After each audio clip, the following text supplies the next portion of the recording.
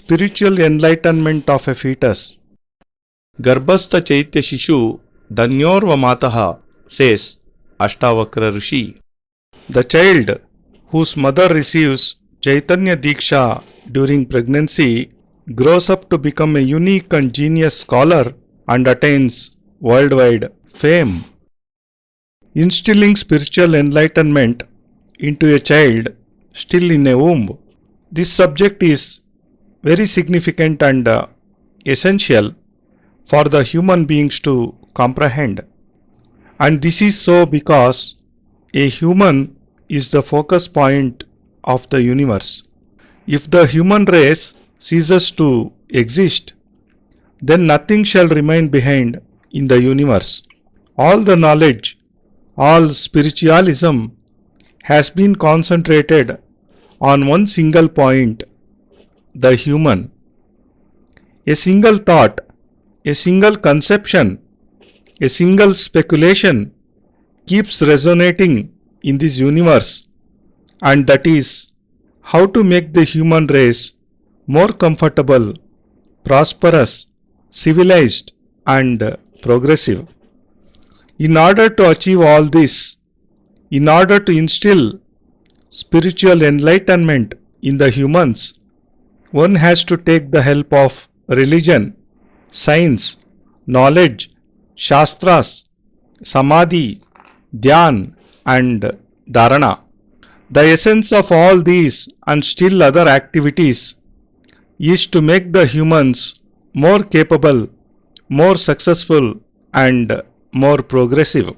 Science invented aircrafts, and the only motive behind this invention was to make traveling faster and speedier. Science invented telephone, and the only goal was to make communication easier and quicker. All the progress and development in the field of science is motivated by only one thought, and that is to make human life more and more comfortable. But a human wishes to be comfortable not only materially but also spiritually. Science helps him in acquiring all outer comforts, but it can in no way help him acquire inner spiritual comfort.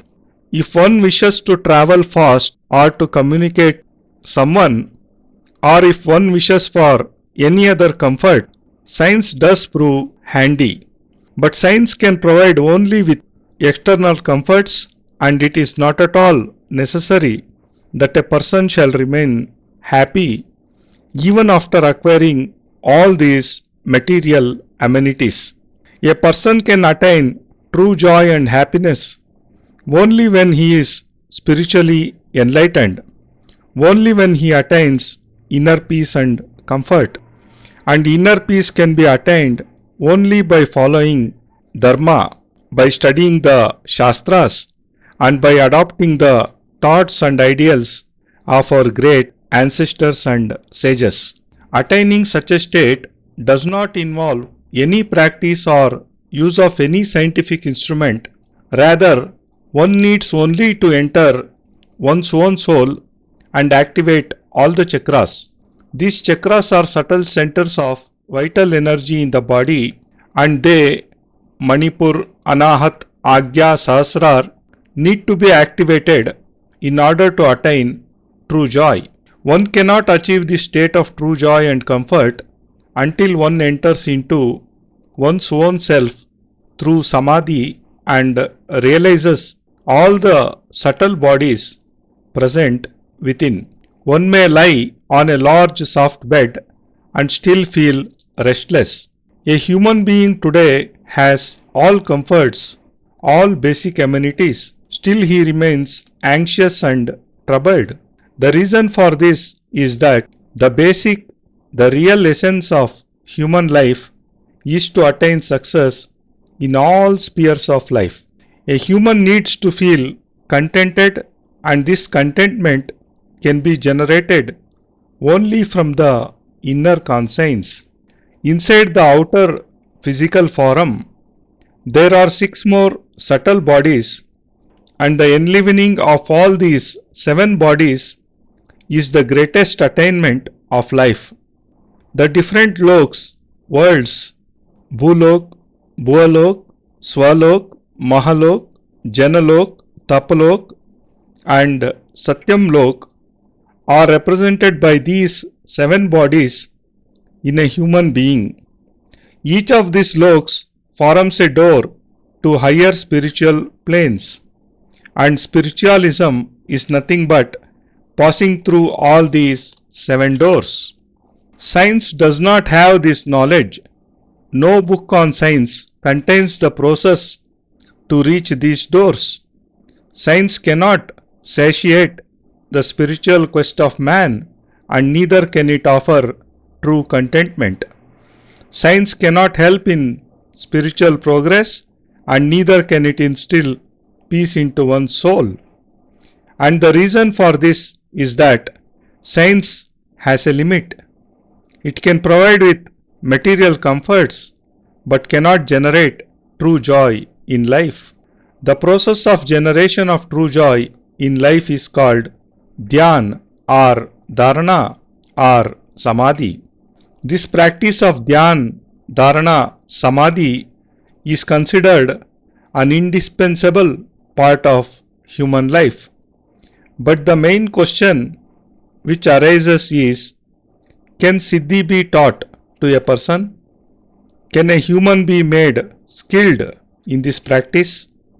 Can a human become more comfortable, prosperous and satisfied by obtaining this knowledge?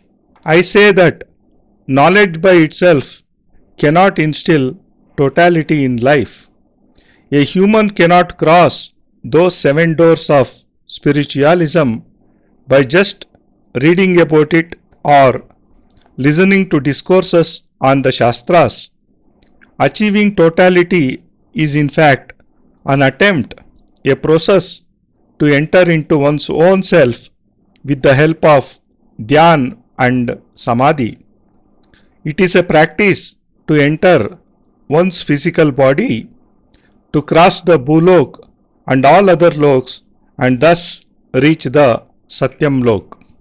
The main Bij mantras are basic alphabets of the Gayatri mantra are Bhu, Bhuvaha, Suvaha. These Bij alphabets denote three of the seven doors of spiritualism. It is emphasized in this mantra that a human can attain true joy called Anand only by crossing these seven doors. I have used the word Anand or joy and not comforts.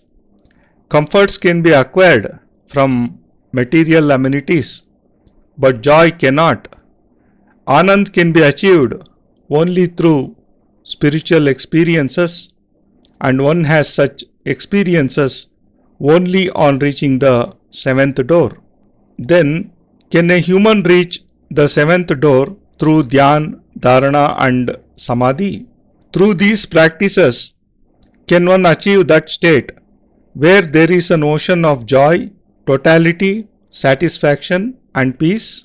Yes, one can reach that state, but to do so, one needs a capable and competent guru, a guru who can hold one's hand and lead one onto the path of spiritual enlightenment, a guru who can make one realize that inside the physical form there are other subtle bodies called the Bhualok, Swalok, Mahalok, Janalok, Tapalok and Satyam Lok.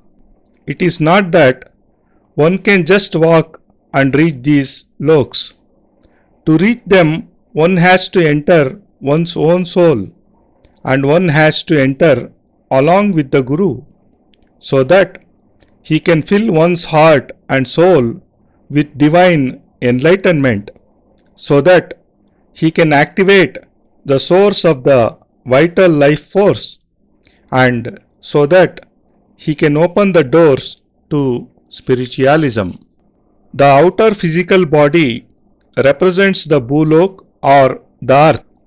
Only after it has been consecrated and enlivened by the Guru can one enter into oneself and reach the next lok, that is Bhuvalok. When the door to the Bhuvalok opens up, one realizes the true essence of a human life. This second stage or Bhuvalok represents the development of the feeling, may I attain the knowledge to understand the entire universe. The third door is Swahalok. In this stage, one develops a capability to see and understand the universe. One starts to realize one's own true self, and one finds the solution to several questions like, who am I? What is the significance of my life? How can I conquer the entire universe? How can I make the universe enter into my soul? In fact, one can realize the entire universe within one's soul on reaching the Swahalok. The stage next to Swahalok is Mahalok. On entering this lok, a person becomes capable of controlling every event occurring anywhere in this universe. Sitting in one place, he can change the course of any event going on anywhere. He can also be a witness to any incident taking place on any planet. Next to the Mahalok is the Janalok. Herein lies the key to all the joy present in the universe. On reaching this lok, a person can acquire a subtle form and can thus travel to any part of the universe. Then he can reduce his physical body to the size of a mosquito, and in this state he can travel anywhere to any planet. On reaching the planet, he can regain his original form. Thus, a unique capability to reduce one's size and then regain it can be achieved on entering the Janalok. After Janalok is the Tapalok. Through the unique attainments of this lok, one can form other bodies similar to one's own.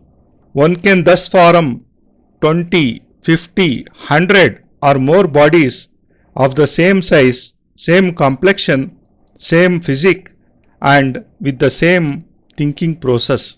Just imagine that if I can form 100 other bodies similar to my own, then I can sit here in one form talking to you.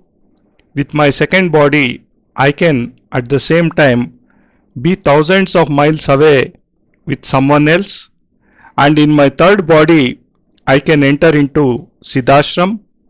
With the help of my fourth body, I can be in Suryalok giving discourses, and with the help of my fifth body, I can carry on some other task.